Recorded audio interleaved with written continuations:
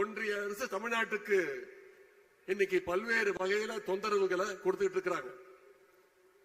நிதி உரிமை, கல்வி உரிமை, மொழி உரிமைன்னு ஒவ்வொரு உரிமையா மாநில உரிமைகளா படிச்சுட்டு இருக்கிறாங்க.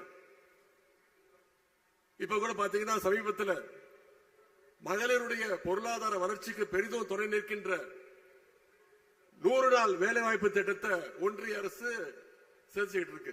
அதற்கும் நம்முடைய தலைவர், நம்முடைய முதலமைச்சர் தான் இன்னைக்கு குரல் கொடுத்துட்டு இருக்கிறார். சமீபத்தில் குஜராத்தில் பேசின ஒன்றிய அமைச்சர் திரு அமித்ஷா அவர்கள், நாங்க இன்னைக்கு பீகார்ல ஜெயிச்சிட்டோம், அடுத்து எங்களுடைய டார்கெட் தமிழ்நாடு அப்படின்னு தமிழ்நாட்டுக்கு ஒன்றிய உள்துறை அமைச்சர் அமித்ஷா அவர்கள் வார்னிங் கொடுக்கிறார், பயமுத்த பார்க்கிறார். இங்க திரண்டிருக்கக்கூடிய லட்சக்கணக்கான மகளிர் முன்னாடி நாம உறுதியா சொல்ற, சுயமரியாதை மிக்க இந்த மகளிர் படை இருக்கின்ற வரைக்கும் சங்கிகளால தமிழ்நாட்டுக்குள்ள தொட்டு கூட பார்க்க முடியாது.